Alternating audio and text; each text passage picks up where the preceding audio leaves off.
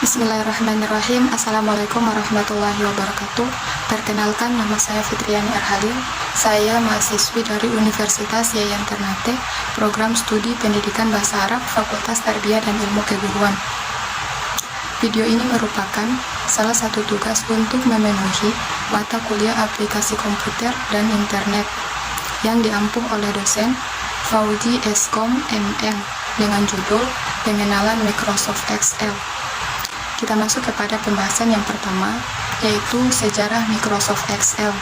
Microsoft Excel pertama kali diluncurkan pada tahun 1985, namun hanya tersedia untuk sistem operasi Mac OS atau Macintosh, dan itu pun masih hanya bernama Excel, tanpa Microsoft di depannya. Pada awal pemunculan Excel tersebut, Microsoft sempat dituntut perusahaan-perusahaan lainnya yang juga bergerak pada bidang finansial yang juga mengeluarkan produk yang dinamai Excel. Pada akhir tuntutan itu, Microsoft dikalahkan perusahaan tersebut dan barulah sepenuhnya berganti nama menjadi Microsoft Excel. Setelah penentuan itu, Microsoft tidak terlalu mengambil masalah itu. Malah akhirnya pihak Microsoft membeli nama software dari perusahaan penuntut tersebut untuk memastikan tidak ada masalah persoalan nama Excel di kemudian hari.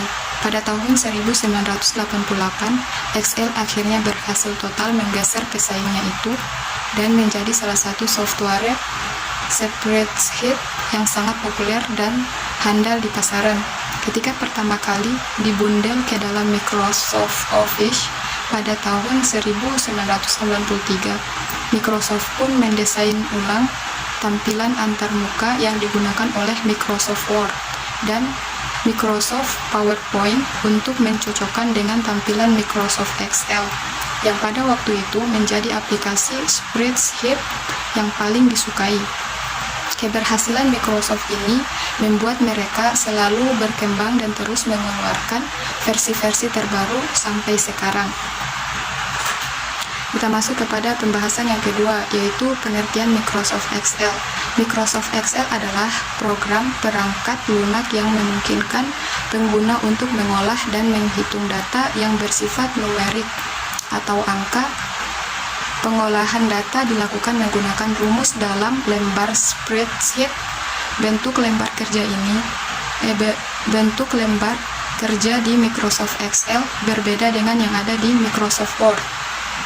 Lembar kerja di Microsoft berbentuk kumpulan sel yang disusun jadi baris dan kolom, atau biasa dikenal dengan sistem spreadsheet. Data dalam lembar spreadsheet Microsoft Excel dapat dihitung dan diolah secara akurat menggunakan rumus-rumus tertentu yang tersedia. Selain itu, ada beberapa alat di Microsoft Excel yang mampu untuk menyajikan hasil olahan data.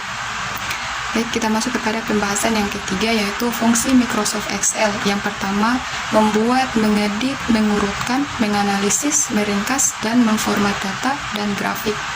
Yang kedua, rekor keuangan dan anggaran keuangan. Yang ketiga, hitung dan kelola inventaris, pinjaman, penjualan, inventaris, dan lainnya.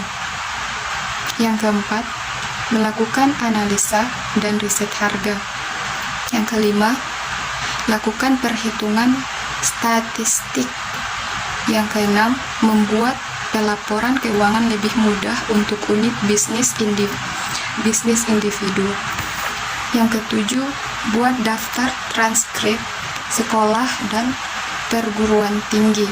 Yang kedelapan, konversi mata uang. Yang kesembilan, menggambar persamaan matematika. Yang ke-10, membuat program Excel dengan visual basic. Yang ke-11, penelitian dilakukan dengan menggunakan berbagai metode penelitian. 12, alat pembelajaran komputer dan logika dan lain-lain. Kita masuk kepada pembahasan yang keempat atau yang terakhir, yaitu manfaat Microsoft Excel. Manfaat Microsoft Excel yang mendasar ialah memudahkan pengguna dalam melakukan pengolahan data numerik Dengan Microsoft Excel, perhitungan dan pembacaan data berbentuk angka tidak perlu dilakukan secara manual. Dari manfaat tersebut, Microsoft Excel memiliki beberapa fungsi yang bisa dieksplorasi. Berikut macam-macam fungsi Microsoft Excel. Yang pertama, untuk menghitung kumpulan data dalam berbagai operasi seperti perkalian, pembagian, pengurangan, dan penjumlahan. Yang kedua, pembuatan daftar laporan keuangan. Yang ketiga, untuk mencari nilai dari kumpulan data, misalnya nilai terendah atau terkecil, tertinggi, tengah, dan rata-rata. Yang keempat, pembuatan daftar nilai. Dan yang kelima, pembuatan daftar kehadiran atau presensi. Yang keenam, perhitungan kurs mata uang.